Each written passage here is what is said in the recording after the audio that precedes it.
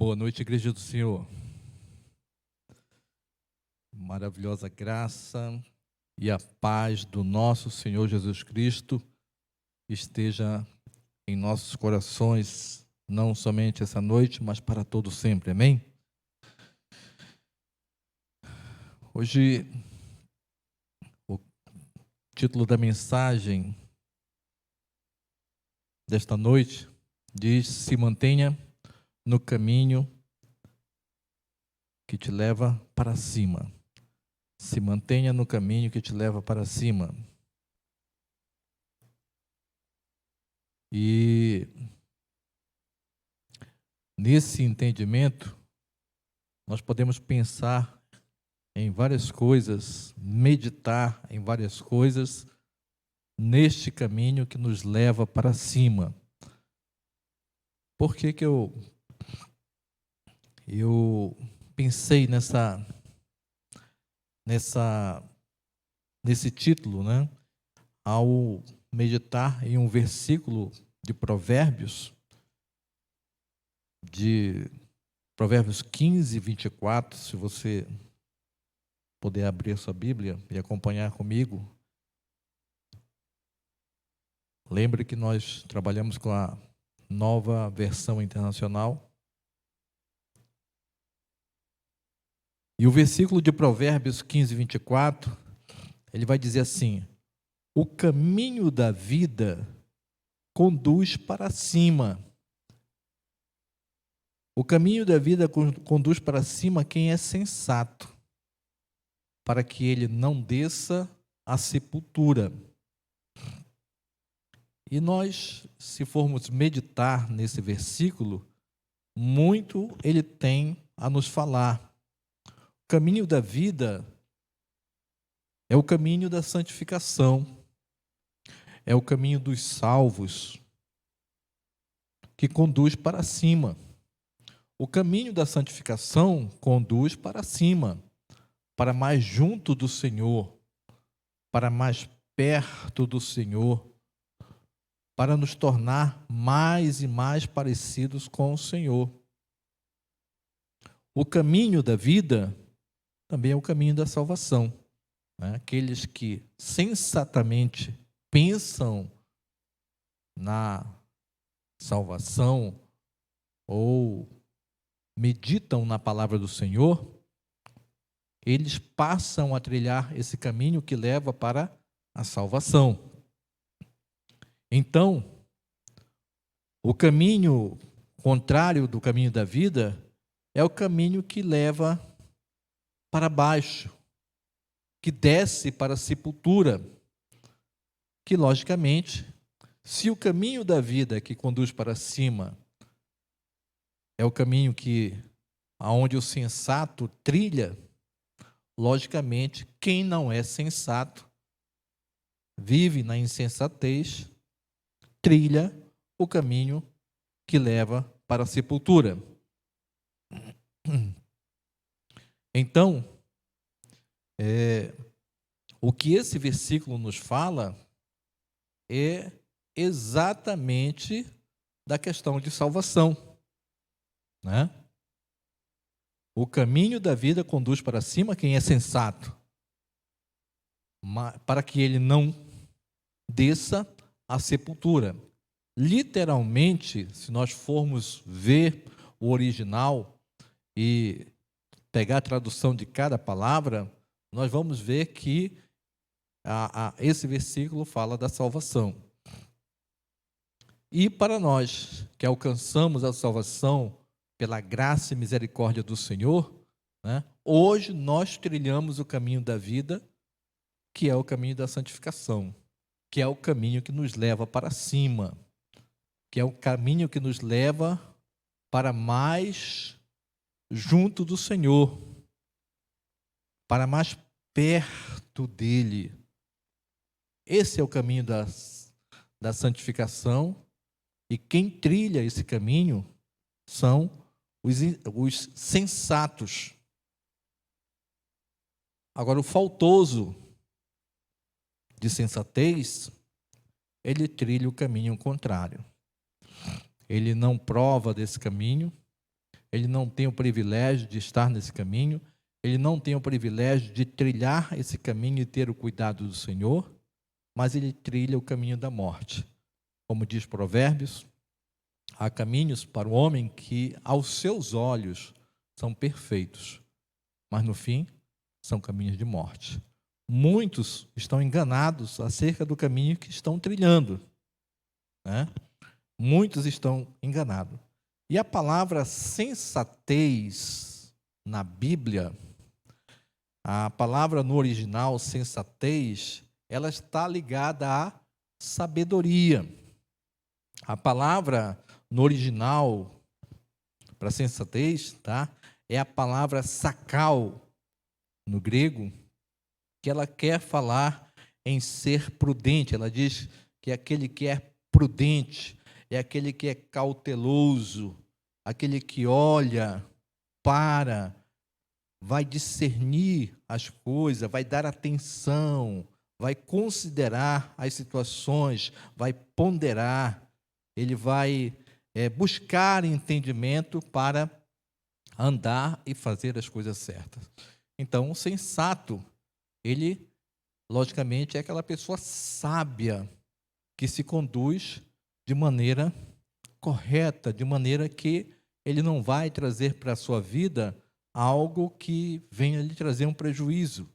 Nós não podemos associar a palavra sensato ou sensatez como uma palavra, como uma pessoa tola. Não existe isso. Não existe isso. Então, o sensato, ele trilha o caminho da vida, né? Mas como é que ele chega a trilhar o caminho da vida? Exatamente o versículo de número 33 de Provérbios 15 vai responder isso, né? O temor do Senhor ensina a sabedoria e a humildade antecede a honra.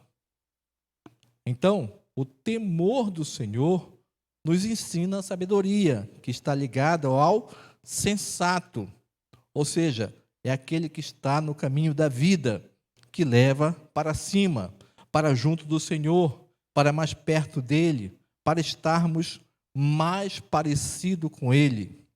E quem trilha esse caminho, ou vive este caminho, vive nesse caminho, vive essa situação, é uma pessoa humilde, tá? Uma coisa está ligado na outra. O sensato, ele é sábio e é uma pessoa humilde, tá certo? Humilde. Então, humilde e humildade, segundo Provérbios 15, 33, ele antecede a honra.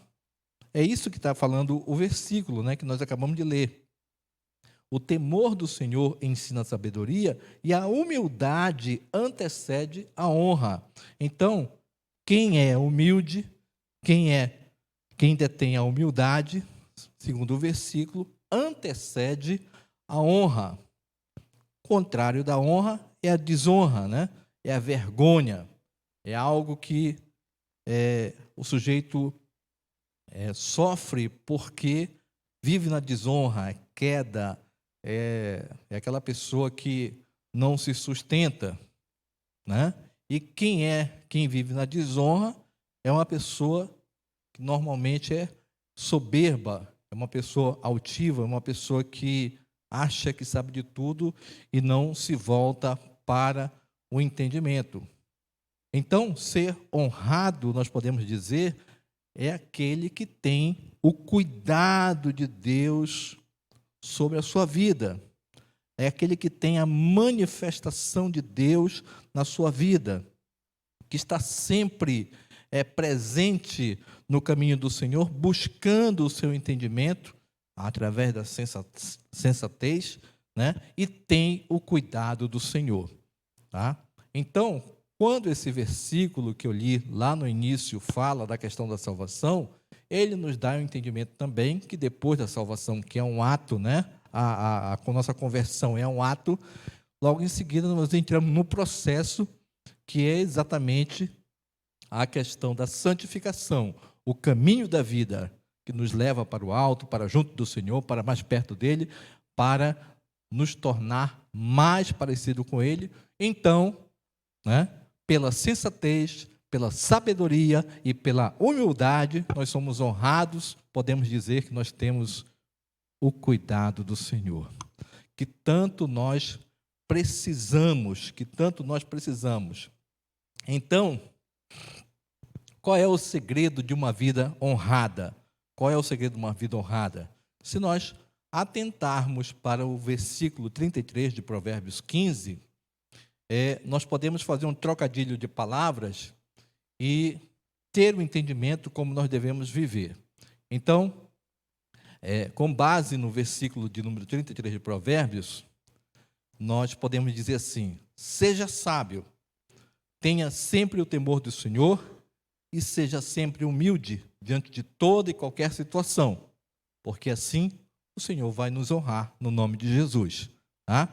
Então, baseado em Provérbios, nós podemos encontrar alguns versículos que vão nortear a nossa vida, que vai servir como um indicativo para nós, se nós estamos realmente no caminho correto, que mostram, aquelas pessoas que agem de uma forma, vai mostrar qual é o caminho que ela está andando, se é o caminho que leva para cima, se é o caminho da vida, ou se é o caminho contrário, para trazer uma alegria para nós. Por quê?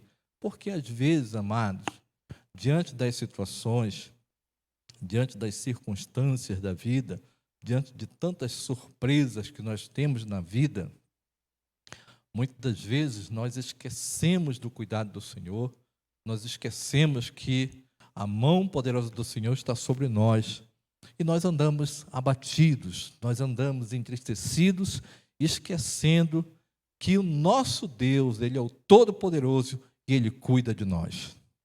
Tá? Então, nós vamos meditar em alguns versículos que nos dá esse entendimento. Para isso, vamos orar primeiro. Pai amado, Deus de misericórdia, louvado, glorificado e exaltado seja o teu santo nome. Pai, nos dá o privilégio de entendermos a tua palavra. Fala conosco, Pai, no nome de Jesus, e traz a calma, a paz e a alegria para os nossos corações, quando nós entendemos que nós estamos no teu caminho e nós temos sobre nós a tua mão poderosa. Abençoa, Pai, a nossa vida, é o que eu te peço e agradeço no nome santo de Jesus. Dando continuidade, Provérbios 15, versículo 25, nós vamos fazer nossa primeira reflexão. E esse versículo vai dizer: o Senhor derruba a casa do orgulhoso, mas mantém intactos os limites da propriedade da viúva. Né? Se a gente for ler assim, superficialmente esse versículo, nós não vamos entender muito bem o que o sábio, o escritor aqui, quer falar aos nossos corações. Esse versículo está ligado também ao versículo que nós abrimos aqui, que fala sobre a questão de salvação, tá? Mas, falando de salvação, do caminho sensato, do caminho humilde, do caminho de sabedoria, nós podemos entender o cuidado do Senhor sobre essas duas situações, porque aqui ele está falando de duas situações. Primeira situação que ele está falando aqui, o Senhor derruba a casa do orgulhoso. Nós sabemos que o orgulho, a soberba, precede a queda. Então, o que o sábio está dizendo aqui é que o Senhor derruba a casa do orgulhoso. Mas a casa que ele está falando aqui não é a casa física, de tijolos, de telha, de telhado. Não é essa casa que o sábio está falando. Casa aqui está ligada à nossa habitação espiritual.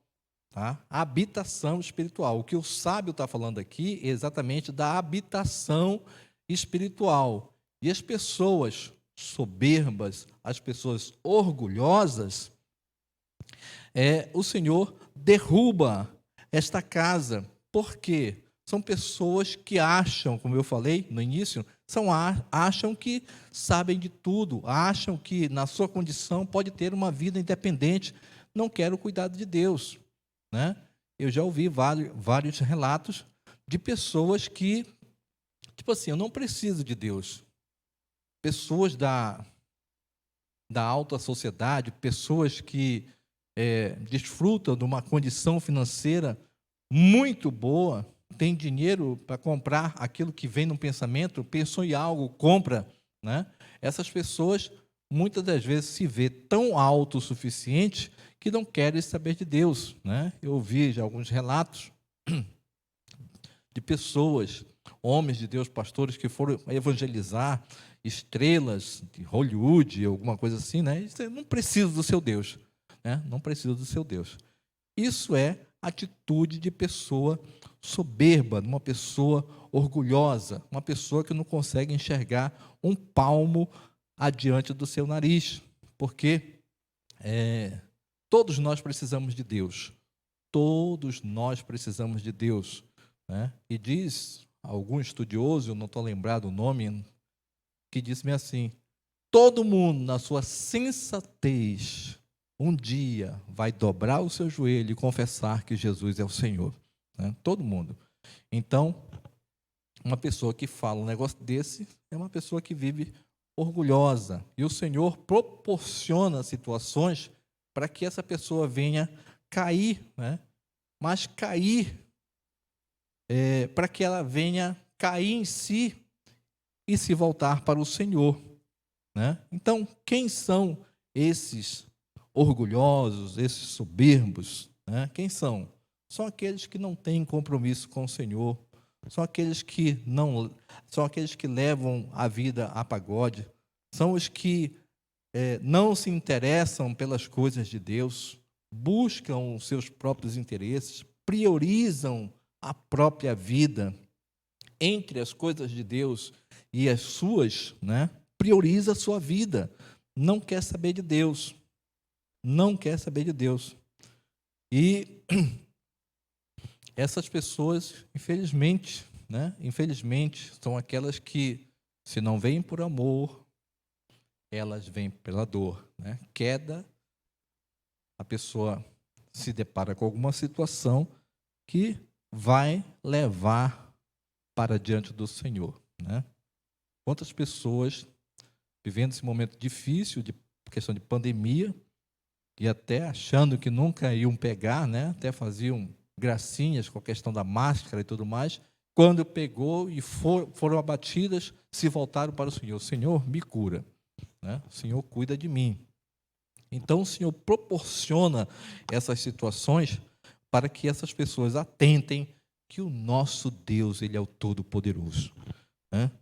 O versículo continua dizendo assim: mas Ele mantém intactos os limites da propriedade da viúva.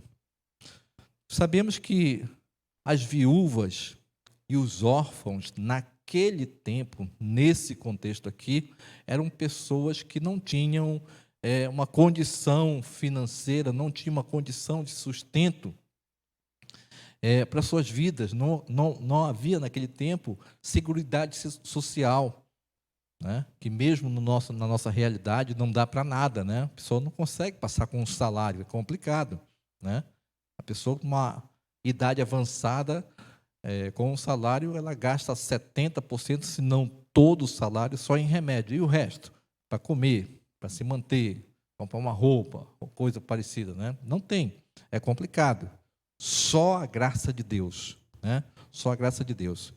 Então, quando o Senhor fala que Ele mantém intactos os limites da propriedade da viúva, é que a viúva aqui, no caso, é aquela pessoa humilde assim, não pela condição dela, mas humilde porque ela vive na dependência de Deus.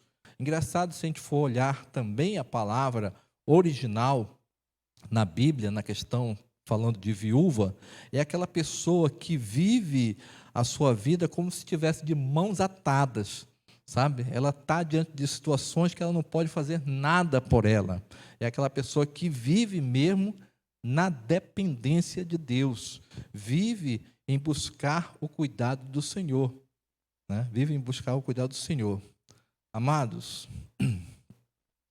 a melhor coisa que tem na nossa vida é que, diante de toda e qualquer situação, nós nunca devemos tomar o lugar de Deus. Às vezes, nós queremos tomar o lugar de Deus conforme a nossa condição. E enquanto nós temos fôlego, enquanto nós temos recursos, enquanto nós temos condições, nós estamos ali lutando. E às vezes se vão a força, os recursos e tudo mais, e às vezes a gente não vai para canto nenhum, como aconteceu com a mulher do fluxo de sangue. Ela gastou tudo que ela tinha, né? Ela foi. Depois de 12 anos, ela se voltou para o Senhor. E no dia que foi aos pés do Senhor, ela foi curada na mesma hora, né? Então, que nós nunca tomemos o lugar de Deus, mas que Deus esteja a todo tempo ocupando o lugar no nosso coração, porque Ele na nossa vida irá, no nome de Jesus, trazer para nós aquilo que nós precisamos, e nós vamos ser honrados por Ele, porque Ele vai cuidar de nós, no nome de Jesus, né? Conforme diz 2 Coríntios 12, 10, Paulo está dizendo: quando eu estou fraco, aí que eu sou forte, né? Não que a gente deva se fazer de fraco, mas dependente do Senhor. Abra mão do seu eu, do seu achismo, e diga assim: Senhor, eis-me aqui, né? Eis-me aqui, Senhor, preciso de Ti. E o Senhor com certeza vai nos abençoar, porque a palavra dele diz, em 1 Pedro 5,6, tá? Que não importa o que aconteça, mas nós devemos nos humilhar debaixo da poderosa mão do Senhor, pois no tempo devido Ele irá nos honrar, no nome de Jesus, no nome de Jesus. Provérbios 15, 26 e 28 falam coisas parecidas, que também nos levam para uma reflexão. E diz: o Senhor detesta o pensamento dos maus, mas se alegra de palavras sem maldade. Aqui, né, são duas situações em direções opostas. E o versículo 28, que vai falar algo parecido, diz assim: o justo pensa bem antes de responder, mas a boca dos ímpios jorra o mal. O Senhor, Ele detesta os pensamentos dos maus. E normalmente quem vive nessa prática não tem noção do mal que essa pessoa faz para si mesmo. Porque a pessoa que pensa o mal, ela pensa que ela sempre vai ficar impune. E Deus é aquele que não tem por inocente o culpado, né? Porque o pensamento dos maus são muitas coisas ruins, desde o pecado para si mesmo, que vai abater a ele mesmo também, como ele trama o mal contra o próximo ou contra uma situação qualquer, planeja algo ali em favor de si mesmo. Mas só que Deus não dorme. Deus, Ele é onisciente. Deus, Ele está atento para tudo. Deus não se deixa escarnecer. Deus está atento a tudo e percebe todas as coisas. Deus conhece o nosso íntimo e Ele sabe exatamente o que se passa no nosso coração. Quais são as intenções dos nossos pensamentos.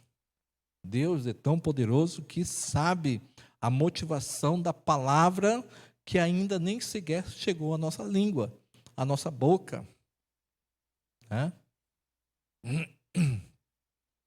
E o versículo seguinte ele diz que o justo pensa bem antes de responder, mas a boca dos ímpios jorra o mal. Engraçado que o mal, aquela pessoa que é má, que ela tem os seus pensamentos maus, normalmente ela tenta esconder dos outros aquilo que ela é, mas não para sempre, né? Ninguém sustenta uma máscara para sempre. Um dia ela tropeça e vomita aquilo que realmente ela é. Normalmente é assim que acontece, porque a palavra de Deus vai dizer, em Mateus 12, 34, que a boca fala do que o coração está cheio, né? Então, aqui e ali, a pessoa, ela vai tropeçar e ela vai colocar para fora aquilo que ela é, né? Aquilo que ela é. E quando isso acontece, as pessoas vão se dando conta de quem é aquela pessoa, aí ela vai trazer a consequência por parte do homem, né, na sua vida. Ela vai trazer a consequência para ela, né? Mas só que antes que isso aconteça, o Senhor já sonda o coração dessa pessoa, né? E infelizmente ela pensa que de repente ela está se sobressaindo diante da situação. Na realidade, Deus está levando ela para uma situação para que ela tenha um encontro ou um confronto com o Senhor e venha cair em si, para que ela possa viver para o Senhor, né? Voltando ainda no primeiro versículo, né? O Senhor detesta os pensamentos dos maus, mas se agrada de palavras sem maldade. O Senhor se agrada de palavras que são ditas sem maldades. As palavras, elas nos identificam como pessoa. Um crente em Cristo Jesus, ele é facilmente identificado pelas palavras que ele fala, a maneira pela qual ele fala. Se você passar e ver um crente, um cristão conversando, falando, né, você vai identificar que aquela pessoa é uma pessoa diferente, né? Como também nós não podemos associar uma pessoa a uma figura cristã quando ela fala palavras chulas, quando ela fala palavrões, quando ela fala coisas que não agradam ao Senhor. Não tem como associar essa pessoa com uma pessoa cristã, né? A palavra do cristão são palavras doces, temperadas, brandas. Deve ser assim, né? A palavra do cristão, ela deve ser regada de fé e esperança. Por que eu digo isso? Porque o Senhor, muitas das vezes, além das palavras, dos pensamentos maus, que muitas das vezes também são expostos, porque a boca fala do que o coração está cheio, tá? As palavras que o Senhor se agrada de nós são palavras de fé e esperança, independente da situação. Independente da situação. Se seja uma situação de provação, de deserto, de dificuldade, não importa qual seja a situação que o cristão enfrente. Pelas nossas palavras, nós temos que ter palavras de fé e esperança, porque quando em meio à turbulência e em meio às dificuldades nós pronunciamos palavras de fé e esperança, nós estamos dizendo que o nosso Deus, ele é poderoso, que nós confiamos nele, no seu poder, e assim nós descansamos pela fé, porque sabemos que passaremos pela tribulação com alegria, sabendo que no final nós seremos vitoriosos.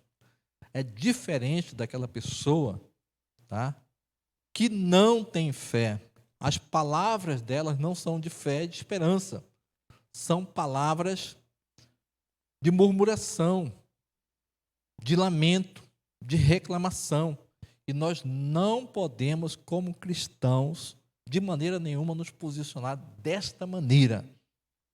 Nós somos cristãos e devemos viver com fé e uma esperança verdadeira, porque nós somos mais que vencedores em Cristo Jesus. Mais que vencedores em Cristo Jesus. Que, como eu falei no início, a palavra do cristão, ela tem que ser doce, temperada e branda, porque assim ela faz toda a diferença na vida do cristão. Quando a gente encontra alguém que não tem nada a ver com um cristão, é aquela pessoa estourada, é aquela pessoa que chega e fala alto e quer impor a situação através da voz alta, de palavras ofensivas, né? E aquela pessoa quer impor o que ela é. E o cristão, como é que ele deve proceder? Com palavras doces, temperadas e brandas. A própria palavra diz, tá? Que a palavra branda desvia o furor.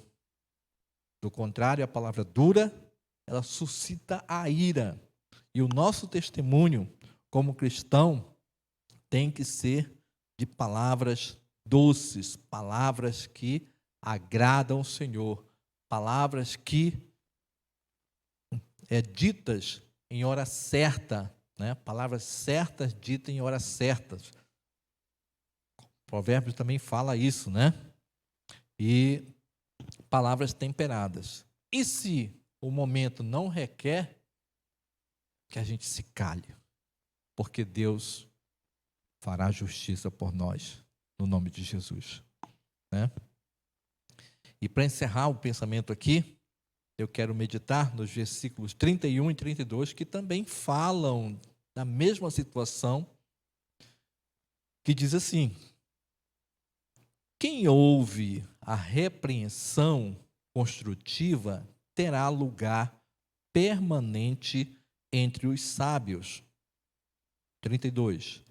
Quem recusa a disciplina faz pouco caso de si mesmo, mas quem ouve a repreensão obtém entendimento. É muito bom saber que Deus tem por nós um amor tremendo. Deus só quer o nosso melhor. O Deus que nós servimos não é um Deus punitivo, não é um Deus vingativo, não é um Deus que quer nos castigar por conta de qualquer coisa, de maneira nenhuma, tá? Mas o Deus que nós servimos é um Deus de amor, é um Deus de misericórdia, é um Deus que olha para nós e reconhece a nossa fragilidade, reconhece que nós somos pequenos e falhos,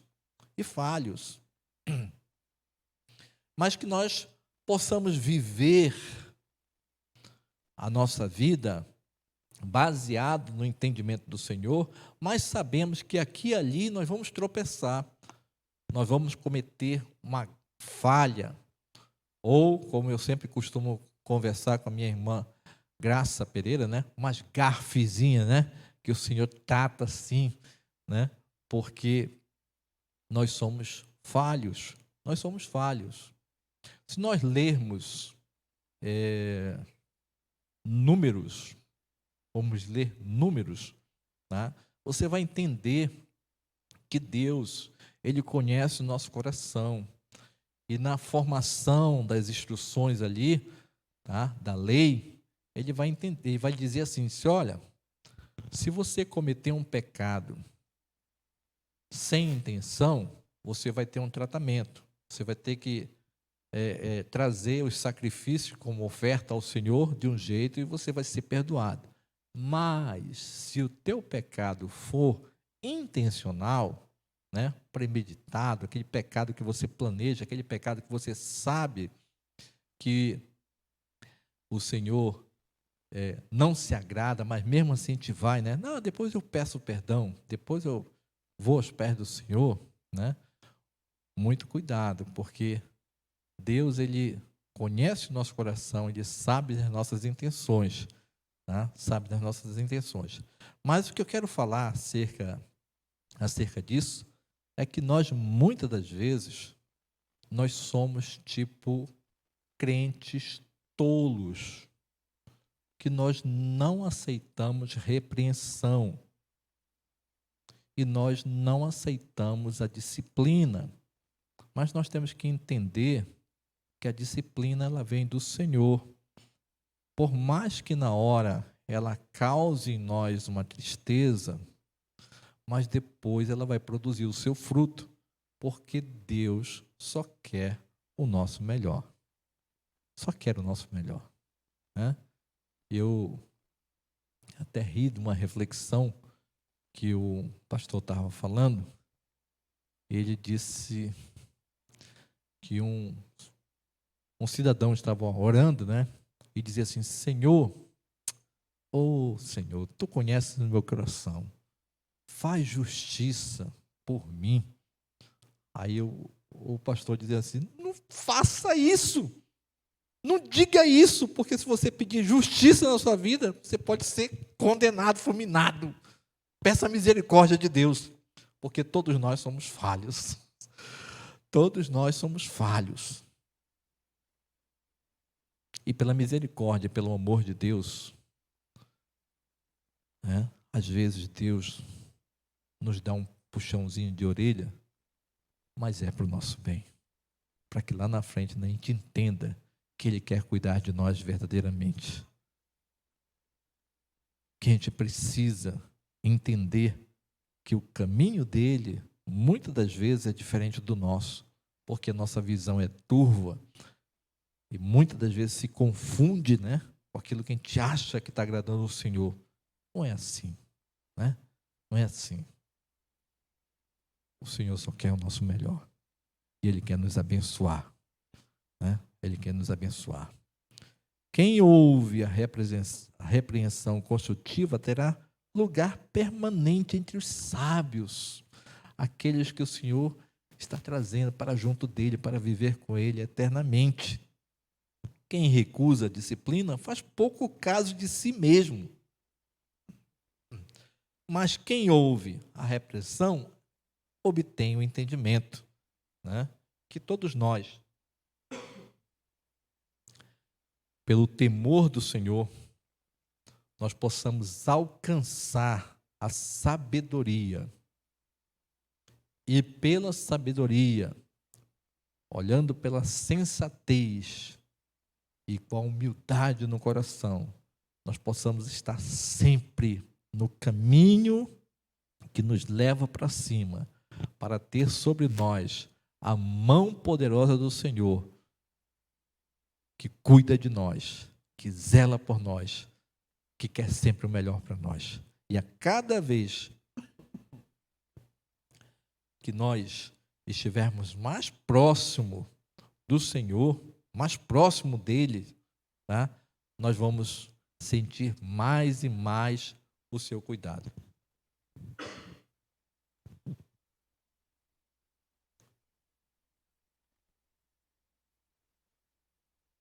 Mais e mais o seu cuidado. Que nós possamos nos alegrar e possamos entender dos cuidados do Senhor e atentar para estar sempre nesse caminho, tá? Sempre nesse caminho. Não olhar nem para a direita nem para a esquerda e fazer sempre a vontade do Senhor. Procurar sempre fazer a vontade do Senhor. Ler a sua palavra, entender o seu propósito, cuidar para que a gente esteja sempre em obediência ao Senhor.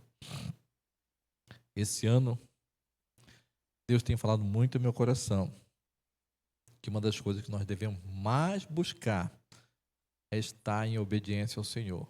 mas para que nós possamos estar em obediência, nós precisamos conhecer qual é a vontade dele, qual é o propósito dele, para seguir exatamente o que ele quer. E com certeza, os abençoados serão. Vai ser eu e você, no nome de Jesus. Romanos fala isso, né? Versículo 12, capítulo 12, né?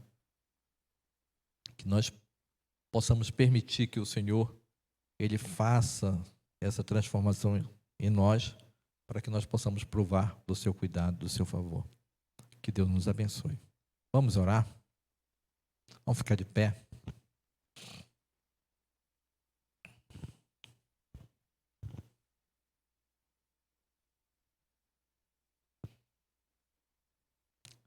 Deus, no nome de Jesus, ó Pai, nós queremos louvar o Teu santo nome, glorificar, Senhor, e exaltar, dizer que Tu és o nosso Deus, o Deus Todo-Poderoso, que nos resgatou das trevas para a Sua maravilhosa luz.